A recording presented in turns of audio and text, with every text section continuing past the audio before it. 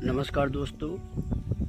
मैं अनूप तिवारी एक बार फिर से एक नए विचार और एक नई कहानी के साथ में आपके बीच में आया हूँ। और आज का दिन बहुत ही सुंदर है। आप सभी का दिन आज बहुत अच्छा हो, ये मेरी शुभकामनाएं हैं। और दोस्तों, आज की जो कहानी है उसका शीर्षक है रूप बड़ा होता है या गुण। एक छोटी सी कहानी के माध्यम से समझाने का प्रयास किया जा रहा है यहाँ पर। अर्थात हम लोग कभी कदार कुछ निर्णय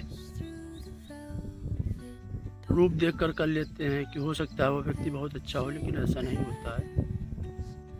और कुछ व्यक्ति बहुत ही साधारण दिखते हैं, लेकिन वो गुणों की खान होते हैं। दोस्तों, ये कहानी एक व्यापारी और उसकी बेटी की है। एक व्यापारी था एक शहर में, और वह बहुत ही धनाढ्य, बहुत ही अमीर था। और उसकी जो पुत्री थी वह बहुत ही सुंदर थी। चूँकि पुत्री अब बड़ी हो गई थी, तो उसको अपनी पुत्री का विवाह करने के लिए एक अच्छे लड़के की तलाश थी। वह यह चाहता था कि एक ऐसा लड़का मिले जो शिक्षित और गुणवान हो, मेहनती हो, ईमानदार हो, ताकि वह उसकी पुत्री का ध्यान अच्छे से रख सके। और यहाँ पे पुत्री चाहती थी कि जो है जिस भी लड़के से उसकी शादी हो बहुत ही सुंदर हो, रूपवान हो। इस तरह कई लड़के खोजे गए। अंत में 2 लड़के समझ में आए। एक लड़का जो बहुत ही सुंदर था, जिस पर शहर की सारी लड़कियां यह चाहती थी कि उसके साथ में उसकी शादी हो जाए। और दूसरा जो देखने में थोड़ा साधारण था, लेकिन वह बहुत ही शिक्षित, साथ ही शिक्षा के साथ साथ वह बहुत ही गुणवान, ईमानदार और मेहनती था। राजा का मन था कि वह अपनी पुत्री का विवाह दूसरे लड़के के साथ में करे, जबकि उसकी पुत्री का मन था कि पहले लड़के के साथ में हो। इस तरह राजा और पुत्री, अर्थात व्यापारी कह लें या राजा कह लें, पिता और पुत्री में आपस में बहस छिड़ गई। जब कोई उपाय न मिला तो व्यापारी अपने एक गुरु के पास गए, जिनसे उन्होंने दीक्षा शिक्षा ली थी। और उन्होंने अपना सारा वृत्तांत या कहानी उन संत महात्मा गुरु को बतलाई। संत ने कहा, ठीक है, इस समस्या का तुम्हारी समाधान हो जाएगा। आप एक काम करिएगा कि जब दोबारा आप हमारे पास आइएगा तो अपनी पुत्री को साथ लेके आइएगा। मैं उसे समझाने का प्रयास करूंगा। और जब आप शहर की सीमा, चूँकि संत जो थे वो शहर से बाहर रहते थे, आश्रम जो बनाए हुए थे अपना, और उन्होंने कहा कि जब आप आइएगा तो शहर की सीमा से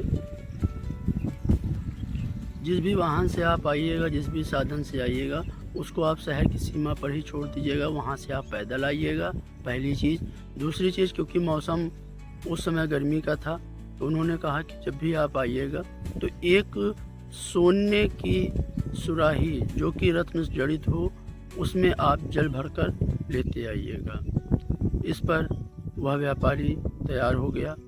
और जब दोबारा संत जी से मिलने गया तो वह अपनी पुत्री को साथ में ले गया। और जैसा कि संत ने कहा था, साधन को वह सीमा के बाहर ही छोड़कर पैदल आश्रम की ओर बढ़ने लगा।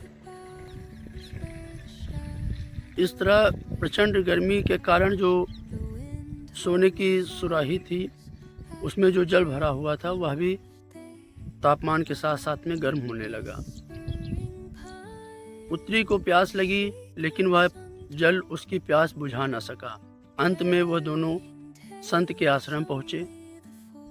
चूँकि वह गर्मी के कारण बहुत प्यासी और थकी हुई थी, तो संत ने अपने आश्रम में रखा एक काली मिट्टी का कच्चा घड़ा, जिसमें पानी भरा हुआ था और जो कि बहुत ही ठंडा पानी था, पुत्री को दिया, जिससे पुत्री ने अपनी प्यास बुझाई, हाथ पैर धुले और वह अत्यधिक जो है आराम महसूस की, ठंडा पानी जो है पीने के बाद में।